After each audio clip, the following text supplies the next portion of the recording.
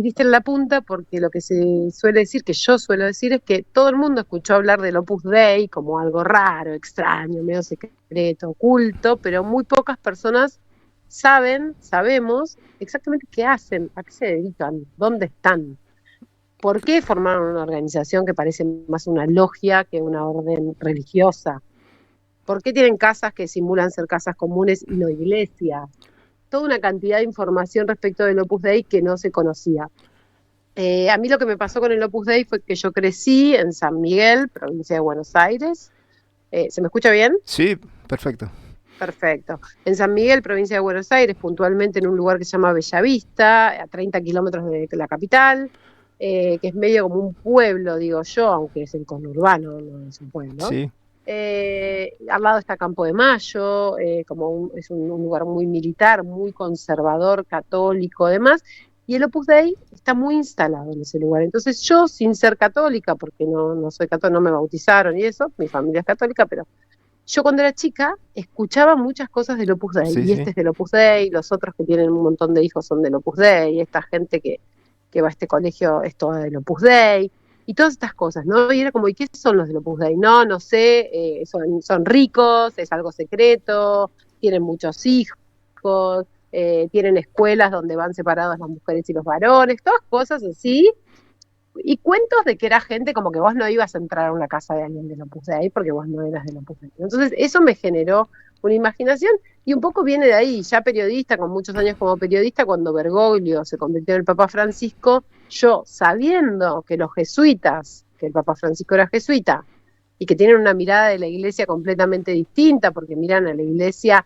de una manera social, Sí, tal cual. de ocuparse de las personas más desfavorecidas, más vulneradas, ¿no? De intentar terminar un poco con la desigualdad y la injusticia social y demás, comparado con el Opus Dei, son exactamente lo contrario. El Opus Dei es elitista, el Opus Dei solo le interesa llegar a los lugares de poder y de alguna manera gobernar para esas jerarquías del poder. Entonces, bueno, cuando Francisco llegó al papado, cuando Bergoglio llegó al papado, yo dije, a ver qué pasa con el Opus Dei, y ahí empecé a meterme en 2013, pero bueno, me llevó muchos años conseguir testimonios, empezar a reunir información, meterme en ese mundo y que se me abran las fuentes, así que recién 5 años después publiqué el primer artículo y 10 años después el primer libro. Y en eso te quiero preguntar, ¿te fue complicado conversar con gente vinculada a los PUDEI? El, Sí, el encontrar documentos, etcétera. Me imagino que sí. sí, sí, me llevó tiempo porque yo arranqué, como digo siempre, ingenuamente, ¿no? Claro. Yo arranqué y dije, ay, a ver, quiero saber qué hace el Opus Dei, no sé qué, y mandé un mail a la oficina de prensa del Opus Dei, que no es una oficina de prensa como vos y yo podríamos pensar, Sí, sí, sino que es una maquinaria, tal cual. ¿no? Con un montón de gente trabajando en eso, con acceso a medios de comunicación, bueno. Les mandé un mail, hola, ¿qué tal? Soy periodista, me interesa ir a conocerlos, charlar con ustedes, quiero contar historias de personas del Opus Dei para saber cómo viven, qué piensan, cuáles son sus objetivos, o sea, todo muy transparente lo mío. Y la respuesta fue, de ninguna manera te vamos a dar una entrevista. No, Nosotros no obvio, sí. damos entrevistas, no podés venir acá, o sea, como todo mal. Si no Yo dije, podés correr la bueno, cortina entonces, esa, no la podés correr, no. claro, pero aparte muy así como diciendo, estás loca. Y entonces fue como, ok, acá hay algo, ¿no? Y Sí, sí, entonces eso que yo creí que era como contar qué hace esta gente, qué piensa, por más extraño o fuera de época que a mí me resultara, era bueno, era algo curioso. Yo entré como diciendo, qué curioso esto, ¿no? En este tiempo, en el siglo XXI. Y entré, bueno, ellos me cerraron la puerta, entonces empecé, gracias a internet, por supuesto, a buscar. Encontré una primera persona que me ayudó desde España, que estaba reuniendo a una persona que era periodista, que había sido parte del Opus Dei en España, una mujer, y ella me empezó a dar los primeros contactos con nombres falsos de ex miembros del Opus Dei en la Argentina que estaban en contacto con ella. claro. Me junté con ellos, me pidieron por favor que no publicara nada, primero no me creían mucho, desconfiaban de mí por ser de Bellavista, pues son muy conspiranoides. Claro. Sí, sí. Entonces, bueno, fue muy de a poco. Yo te digo que no es cuando a veces me dicen, wow, encontraste, no sé qué, yo digo, mirá, lo que Sí. yo más hice fue esperar. Claro, tener mucha paciencia, sí, sí, porque los mails se respondían un mes después, claro, porque las personas me daban vueltas para que nos encontráramos y yo decía, ok, no hay problema, cuando vos puedas, o sea, no le metí presión a nadie nunca. claro, Abrí una persona, esa persona me escuchó, bueno, la vi la segunda vez me dijo, bueno, yo te voy a juntar con 2 personas más. Nos juntamos, me juntó a 7 personas en un departamento de ahí en 2014, ponele. Y empecé así, así. Primero las personas me decían, yo de ninguna manera voy a salir de ningún lado, no me nombres, no des ningún dato que permita que el Opus Dei me identifique, no digas mi profesión, no digas cuántos años tengo, claro. porque ellos saben, pues tampoco son tantos.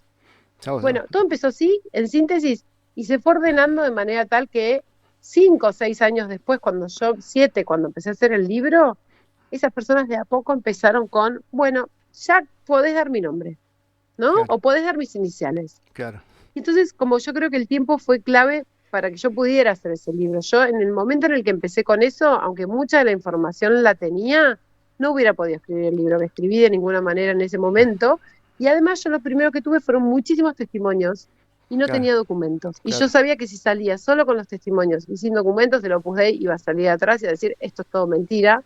Y yo no Sí, tenía manera tal de cual, sí, sí. discutirlos. Ahí en tu libro vos manifestás cierto lugar donde Eh, existe, todavía sigue existiendo. Y acá Sí, me llevó a esa pregunta también acá, ¿viste? Así mirá, que, 2 cosas. Sí, el Opus Dei, bueno, esto que te digo asciende con el franquismo y una vez que lo sí, aprueba la Iglesia Española, el tipo que va de Balaguer viaja a Roma, hace lobby, consigue que la Iglesia, el Vaticano los permita claro, y ahí arrancan la expansión en América Latina. Llegan ajá, acá a mitad del siglo pasado, 1950, y se empiezan a expandir. Pero la expansión más fácil, o sea, la expansión más difícil la tuvieron sobre todo en la Patagonia. Eso no quiere decir que no haya alguna persona, pero no hay ni asociaciones claro, patagónicas ni hay casas del Opus. Lo más al sur que hay es en Bahía Blanca. ajá.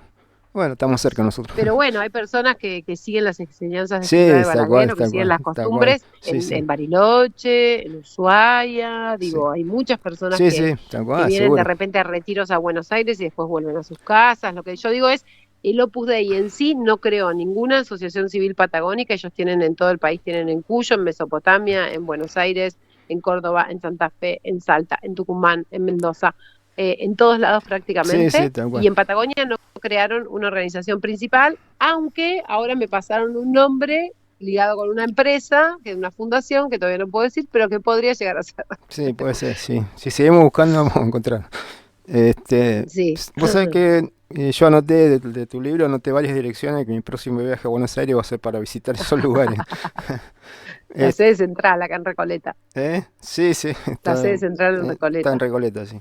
Sí, Eh, sí, Tu libro gira en torno a una protagonista del Opus Dei en Latinoamérica, sí, que según vos contás tuvo mucho poder, no solo en el Opus Dei, sino muchísimo. con vínculos con el poder de varios países.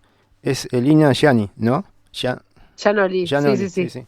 sí. ¿Qué nos puedes contar de esa persona? Yo elegí a esa mujer por muchas razones. Uno es que la historia de esta mujer que yo cuento en el libro está documentada en una causa judicial en los tribunales de Montevideo. Yo la fui a ver, la revisé. Pero esa mujer además es la mujer, la hija menor de un clan familiar uruguayo que se fue a Chile al siglo pasado, que conoció al Opus Dei en Chile, mega empresarios de la minería, con una fortuna similar a la de Bulgeroni o Macri en la Argentina, y que se hace del Opus Dei toda la familia, muchos hermanos, una mujer viuda, y esta hija menor, Elina, la protagonista, Sí, es la que entra al Opus Dei como numeraria. Los numerarios, como decía recién, y numerarias son las personas célibes, son personas que viven adentro de casas comunes, en convivencia, mujeres por un lado, varones por el otro, son casas del Opus Dei. Esas personas prácticamente no salen de esas casas, sobre todo las mujeres, los hombres salen a trabajar, como decíamos, en la empresa, en el Estado, en la justicia, donde trabajen, y vuelven.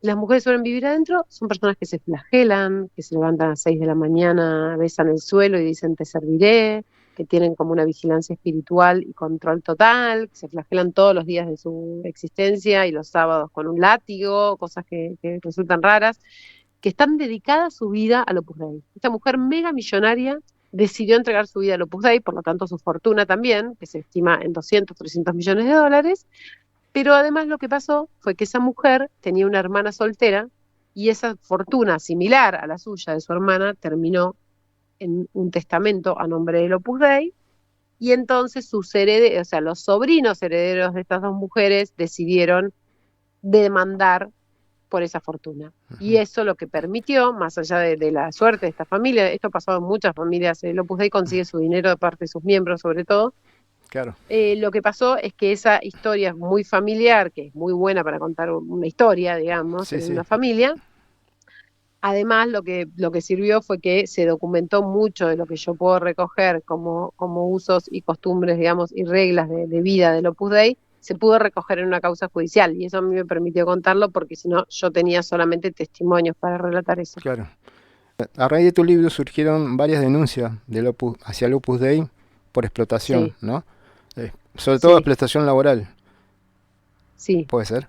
Es como otra categoría. El Opus Dei, Ah, además de estos miembros que yo les cuento que tienen sí, como de clases altas, lo que hizo fue para servir en esas casas, o sea, para atender a esos miembros de élite, ¿no? Supuestamente elegidos sí, sí, sí, y demás, lo que hizo el Opus Dei fue sistemáticamente reclutar a mujeres pobres en lugares pobres de la Argentina y de países limítrofes, pero también digo, en México lo hicieron en los pueblos de México, en Perú lo hicieron en los pueblos del Perú, y así en España lo hicieron en el sur de España, en todo el mundo lo que hicieron reclutar mujeres pobres y llevarlas para que sean sirvientas de estas personas y también, como supuestamente se les ofrece este camino de santidad, en ese camino de santidad lo que hicieron fue no pagarles nunca un salario, no, nada, nunca. mantenerlas en condiciones de semiencierro, obligarlas a flagelarse también porque son numerarias auxiliares y toda una cantidad de cosas que les permitió durante casi un siglo esta especie de hermetismo, ¿no? De que se conociera muy poco de la vida dentro del Opus Dei porque nadie podía salir, ni los numerarios ni las numerarias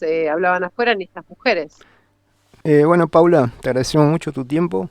Eh, ¿Dónde te puede seguir la audiencia que quiera leer tus textos, tus relatos? Bueno, sí, sí, hay mi Instagram o Twitter es Paula Vistagnino, como es el apellido. Sí, ahí te podemos leer. Sí. Bueno, gracias por tu tiempo Muchísimas y gracias, ¿eh? no, bueno, nos seguimos Gracias por el comunicando. interés. No, no, Sí, gracias gracias. por el interés y un saludo para toda la audiencia. Dale, gracias.